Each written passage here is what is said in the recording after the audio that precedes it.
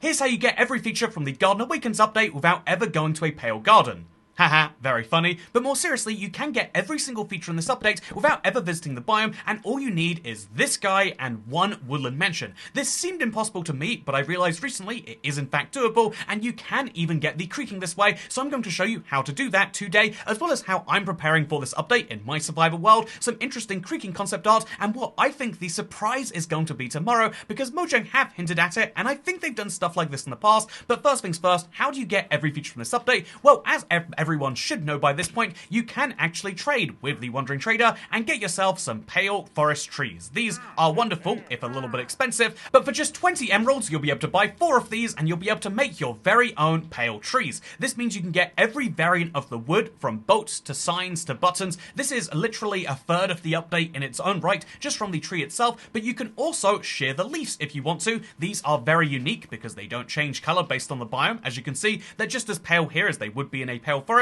but even more fun is the fact that you can use these pale oak logs and you can combine them with some other fun things that you might get. So obviously, if you want to get the rest of the update, you can get pale oak, or rather pale moss, from a Wandering Trader. It's very normal for most worlds just to have a couple of guys sitting in some glass like this. So with the pale moss, you can then bone mill it, and what do you get? You get some pale moss carpet. Very, very interesting. Very, very good. You can also get the closed and open eye blossoms from this guy, because they'll come as open eye blossoms and cost an emerald each, but the moment you place them down during the day, they're going to close up, because they don't like being up when it's this late, and so as soon as they close up, you'll be able to get the other intriguing flower feature, the closed eye blossom. So now that we've gotten all of these things, the only two things that I thought you couldn't get were the creaking and of course the hanging pale moss, and these seemed like they would be impossible. There we go, finally got one. Got both of these features now to add to my collection, as well as one of these. Let's throw it all in a chest so far, shall we? But then let me show you one of the lesser known features of this update, because you might not have known this, but you can actually get resin without ever going to the Pale Garden.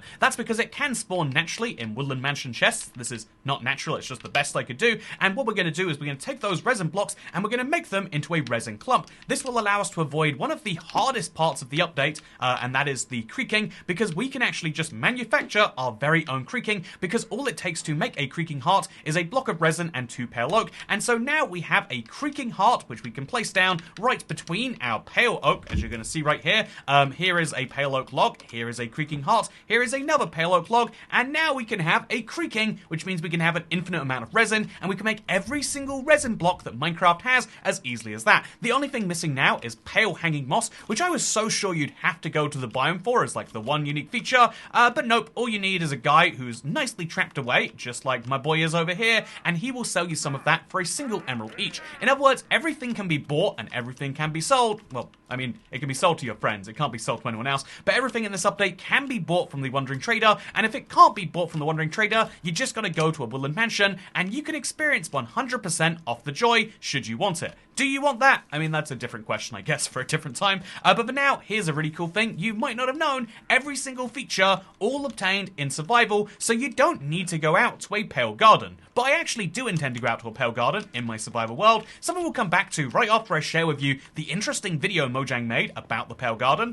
The new drop has the Pale Garden, which is kind of a spooky biome for players to explore. We kind of liked the idea of like an infected kind of forest. Ooh, nice. Behind the scenes of the brand new update. This is usually one of my favorite types of videos to see. However, I think because it's so fresh, it's actually not as exciting as you might think. It's great that they reference the Warden and the creaking fighting and how they'll do that endlessly, and how that actually might be a good strategy for going into the deep dark, something I'll note down because I've been struggling in hardcore with that. But something else that's interesting is that they did show one piece of concept art for this update, and it was for the creaking and its many iterations. And so can we briefly look at this? This is 8 different various drawings of the creaking. I've got to say 7 is definitely the weirdest, right? Being bent over that way. That would be the creepiest way to do this, but 3 is the one that makes me go, what was that meant to be the most? It doesn't have any eyes, it just has a lot of, you know, like stuff coming out of it. Anyway, the important thing here is you can see there are lots of different versions of the creaking, but they all slowly kind of evolve into one that looks kind of like what we have today. And I think it's always cool to get any concept art for a mob, I definitely think the Warden is the craziest one we've seen so far, but adding the creaking to the list definitely isn't bad either. Speaking of things that aren't bad,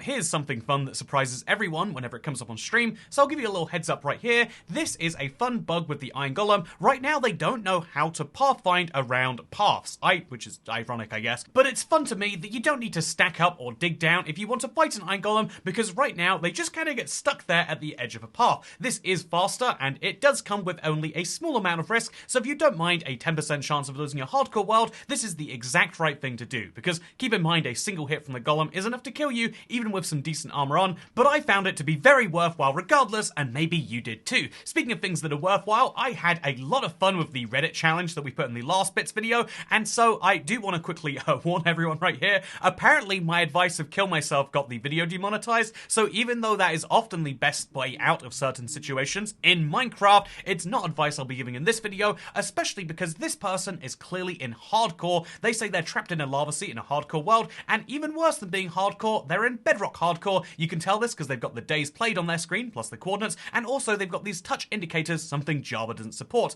It looks as though they're entirely boned, and obviously we can't see what's in their inventory, although if we could, I'm sure there's a small chance they'd be able to have some wood in there. It looks as though you can't craft when you're in the middle of an ocean, but all you need to do is find the floor somewhere around here, which isn't impossible, especially if you just start wandering around. But the other thing that you can hope for is using this warp fungus to your advantage. So when you use a warp fungus, your strider that you're on will immediately stop moving. This means that you can use the infinite monkey theorem, you know, the idea that if you have an infinite number of monkeys and an infinite number of typewriters, eventually they'll produce the works of Shakespeare. You're not looking to produce the works of Shakespeare, you're just looking for a beeline to the nearest surface where you can get off, and any time that your strider goes away from that surface, you just pull out the warp fungus and he'll forget what he's doing. When he's walking towards the surface, don't use the warp fungus and you can walk in the correct direction. This is something that is fairly easy to do, and it means that even though it looks as though you're screwed to wait literally days to find the nearest piece of surface, all you need to do is have this single warp fungus and you can cancel out any movement, forcing the strider in the right direction. It might be slower than you like, but as you can see, we're stopping the strider, and eventually we'll end up on that sweet, sweet land where we can trade with piglins and fight Endermen the way we want to again, I hope. So, are you gonna do it this time? Yeah, we're getting close. If you felt really spicy at this point, you could jump off, probably swim over there just fine, but because it's hardcore, what I would recommend doing instead is, oh no, look at my fungus, please. It took a little bit.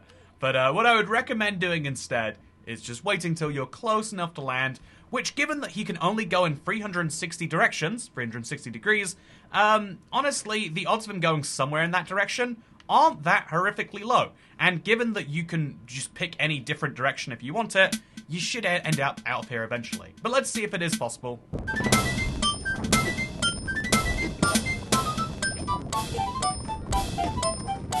This wasn't exactly how I saw this happening, but as you can see, I'm now close enough to build a bridge, and oh dear God, I'm also close enough to survive it.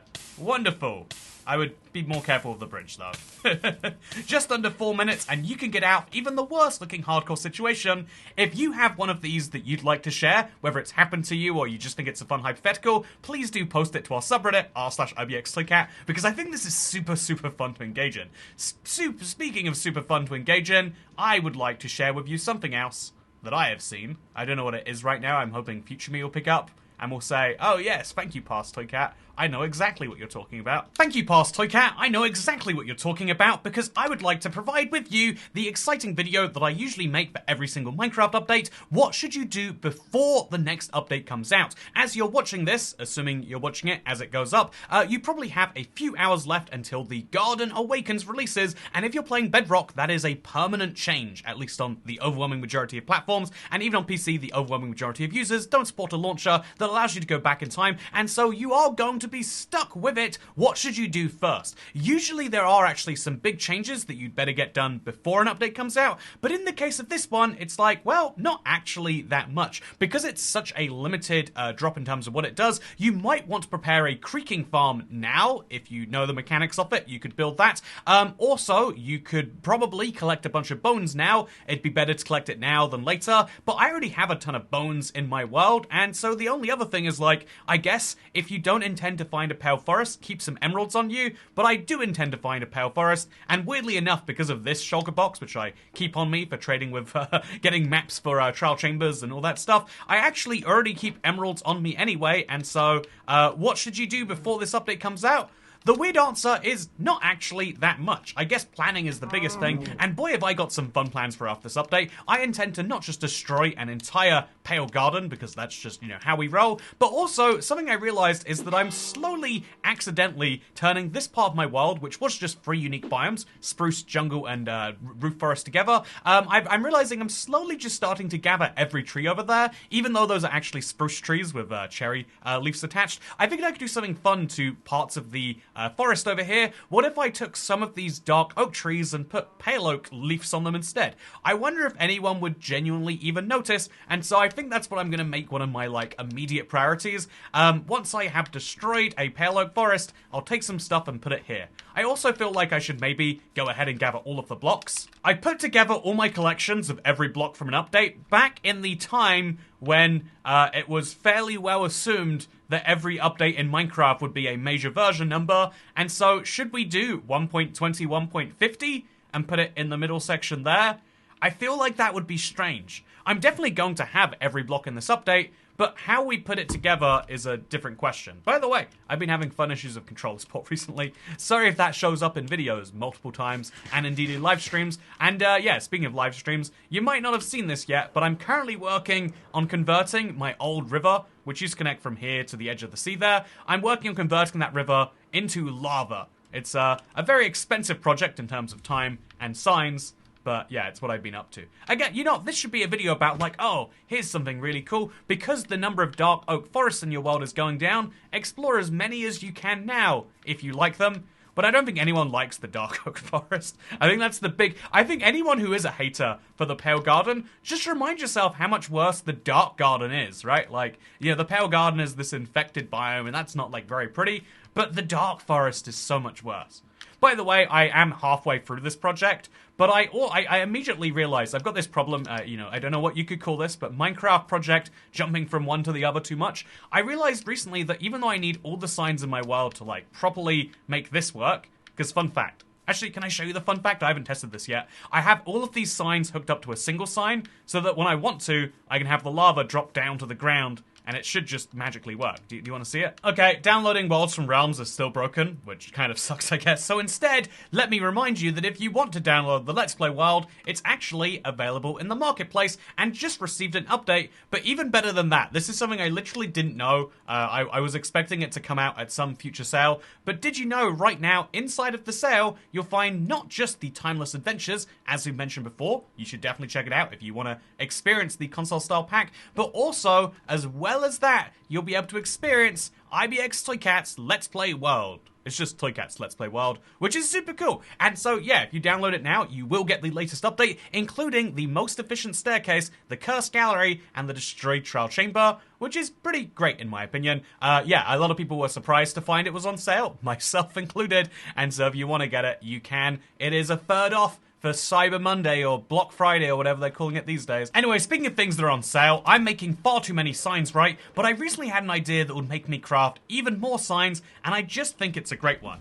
Oh, by the way, in the latest Let's Play download, you'll get my partially sunken TU1 village. But yeah, basically, I came back to the TU31 world, which has kind of remained in stasis for many years since, again, TU31, all the way back in the console days. But I recently was reminded of this. My goal was to have an all-in-one transportation system, so you can walk underneath it, and then you could boat on top of it, between the water here, which is kept up by signs, and then I'd keep some powered rails on the side, so you could also move minecarts and stuff, and then I just kind of stopped it right here, and I realized, no, this is awesome. I think that this should not just exist, but it should be a canal that can connect the old and the new world together, and so I think I might actually do that. So, yeah, I'm going to make a lot of signs, and we're going to be placing those in my world. So join me for some live streams from that. Although, that'll probably be after we go and take down the Pale Garden, which is, yeah, one of the very first things I want to do tomorrow. Speaking of tomorrow, wow, look at Minecraft's marketing.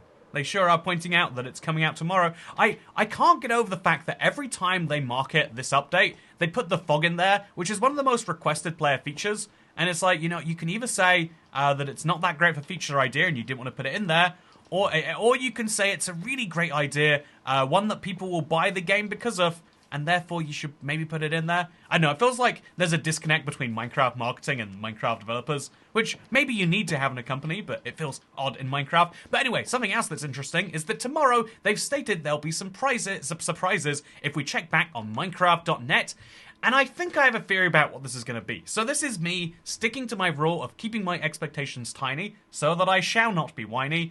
And it basically comes down to the fact that one of the things we get every year is a map to celebrate the brand's new update, right? And so what did we have in past? The Timeless Trails map was here to celebrate the Tales and Trails update. You might recall it, there was archaeology involved. I didn't think it was that fun, but it was a thing they put out to help people understand this update. Okay, so I can craft a brush using these ingredients, but where can I do it? If only there was some way that the game could tell me that a crafting table would be where I would do that. Oh, thank God, it's got me covered. Oh, and there's even a little thing here, even though we're playing on Bedrock, and the way I would actually craft it is by hitting that. You know, I love the idea that they're allowing you to work out what happens, but look at that.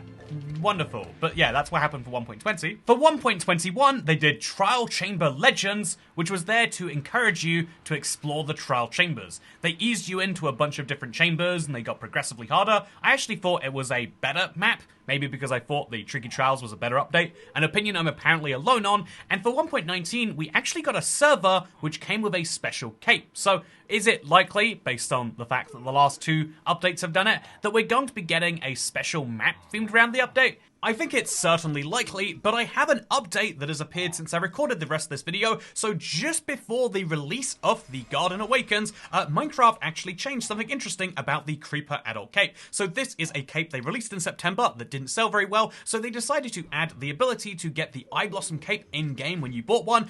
This was always going to be a disaster because of Minecraft's shipping policy, and it's something they decided to reverse, maybe because of community feedback, or maybe because even Mojang employees, I mean, I've spoken to some who were like, yeah, this is not a logical thing to do, and it's not even a good business decision, and so thankfully they decided to back down from that, or at the very least they haven't mentioned it anymore, and so maybe that cape will be obtained by going on a server, or I think more likely it'll be just some other in-game way, or maybe they'll be petty and scrap the cape altogether. I think that would be wild personally, but I would expect that that is something that the surprise has something to do with. But yeah, now at time of this video going out, it's going to be closer to the actual release, which I would usually be stressed about because we made a guide of what to do before the update, but ultimately this is one of those updates you don't really need to worry that much about, but I'll let you know if that changes for future drops, because today is drop day. I am looking forward to it. I'm about to be streaming, and you can come join me on my first experience with that, but for now, thank you for watching, and goodbye.